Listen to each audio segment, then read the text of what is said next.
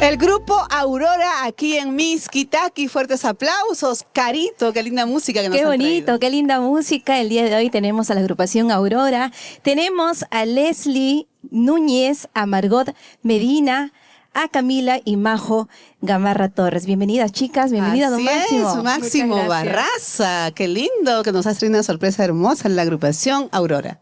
Siempre es importante nuestra música a nivel nacional e internacional, rescatando nuevos valores, siempre tratando de mejorar nuestra música. Y obviamente para mí es un honor contar con ellas y con los jóvenes músicos el día de hoy, que estamos presentando como la agrupación Aurora. La agrupación Aurora nos han traído novedades, Claro, Carito. así es. Tenemos a Camila y Majo, pues, que son nietas de Mila Ceballos y el maestro Pepe Torres. Chicas, ¿cómo están? Bienvenidas a Mixquitaqui.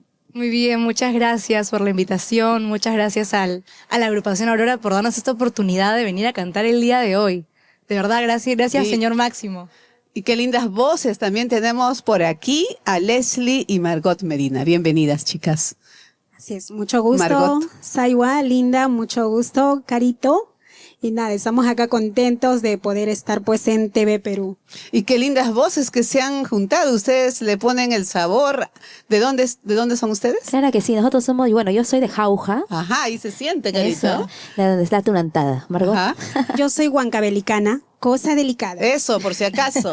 Y qué- por acá, ¿de qué parte? Nosotras somos de aquí de Lima. Pero tienen pero con- esencia por parte de sus con la los- sangre los- jaujina, la sangre Eso, jaujina. Y así esas es. voces, Máximo, ¿qué proyectos se vienen? Sí, hace poco hicimos un casting para convocar y hacer un llamado a los jóvenes valores, donde salieron ganadoras Margot y Leslie, y como invitada están las nietas del maestro Pepe Torres y Mila Ceballos.